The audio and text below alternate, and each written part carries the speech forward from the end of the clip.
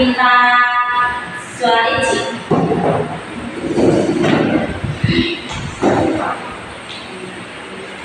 Coba ya sebelum kita mulai dengan pembelajaran kita hari ini, nanti kita melakukan video. Terima kasih Eci. Oke anak-anak, apakah hari ini ada yang tahu belajar tentang apa? Tidak tahu Ibu. Oke, anak-anak, hari ini kita belajar tentang materi kita hari ini tentang kipas. Dan topik pembelajaran kita hari ini yaitu bagaimana kita hidup dalam bertubuh atau bagaimana bernapas membantu melakukan aktivitas kita sehari-hari.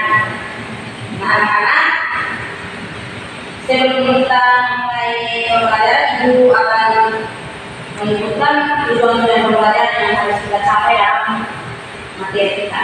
Yang pertama itu kita dapat memprediksi akibat jika manusia tidak bisa bernapas. Yang kedua, melalui penganalisis sosial kita tadi mampu mengidentifikasi organ-organ pernapasan pada manusia.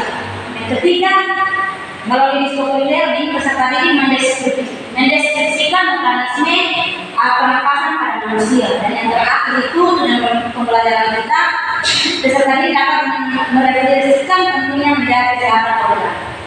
Oke anak-anak, jadi baik anak-anak, sistem pernapasan pada manusia atau sistem respirasi adalah sistem biologis yang terdiri dari organ dan struktur lain yang digunakan untuk pertukaran gas pada hewan, manusia, dan tumbuhan. Jadi anak-anak, Ibu ada sediakan gambar atau media simbolis yang bisa anak-anak lihat, yaitu sistem pernapasan pada manusia.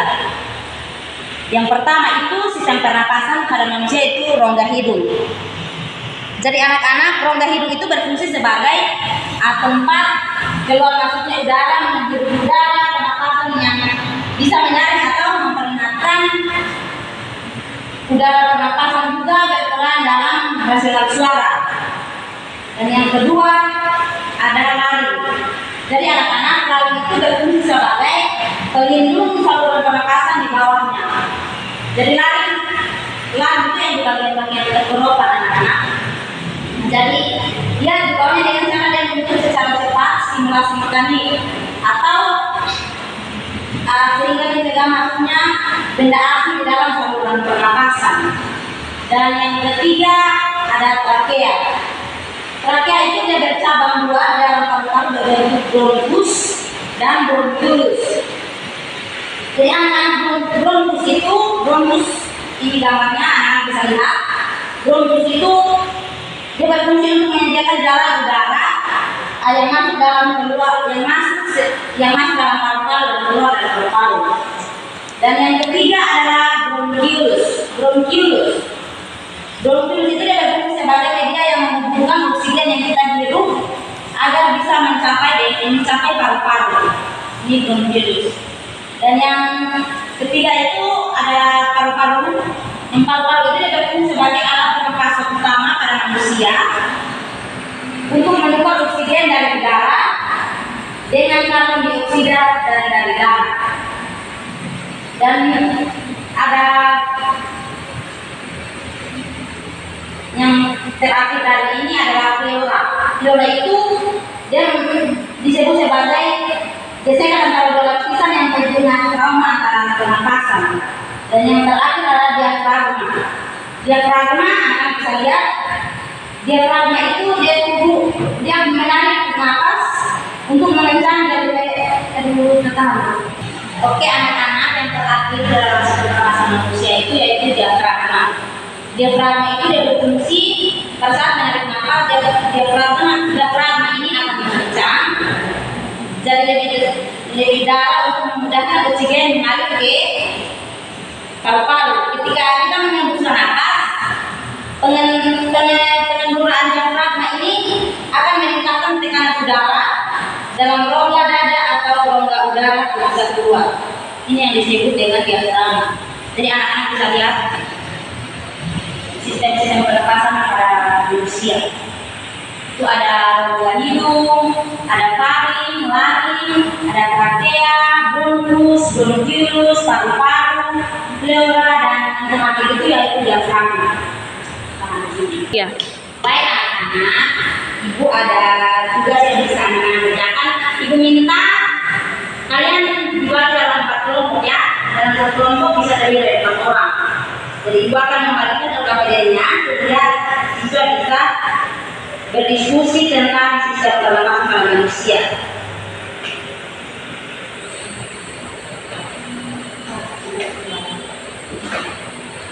Bagi dalam 3 kelompok ya. Oke anak-anak,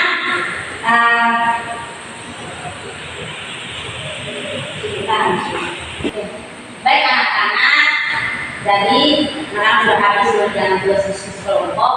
Jadi hanya ada perwakilan 3 orang yang bisa menjawab 2 diskusi.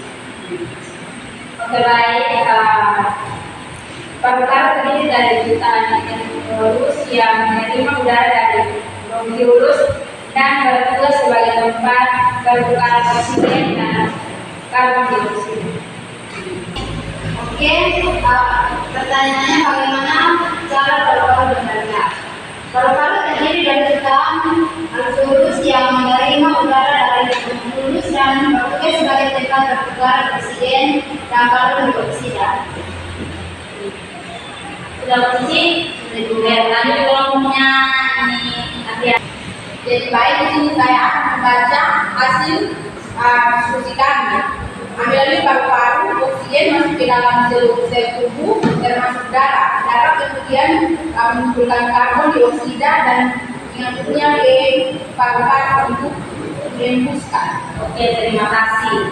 Jadi pada kesimpulan jawaban dari diskusi kelompok semuanya nanti kita kelompok.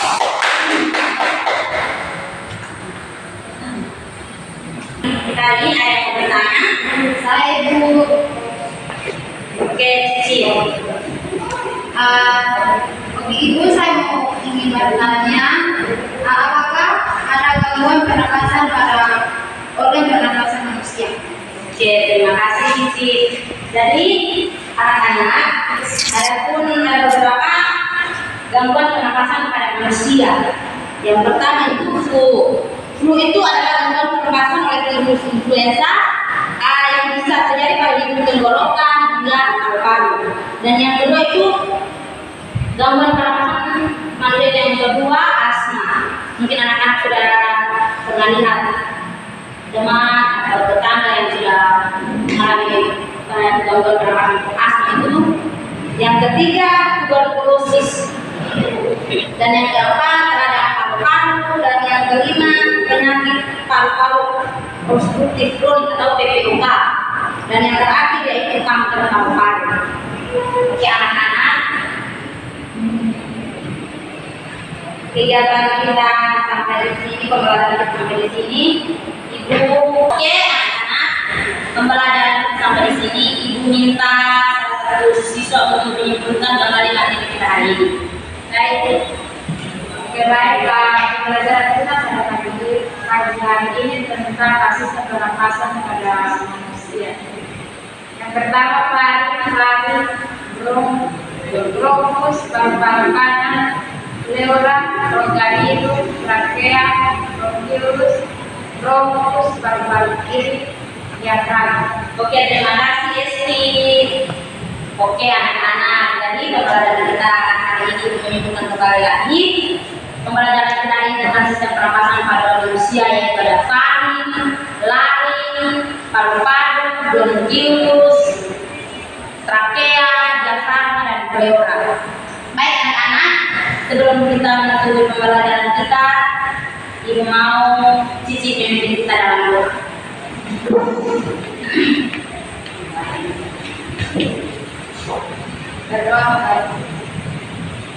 Berdoa selesai. Oke, terima kasih Cici.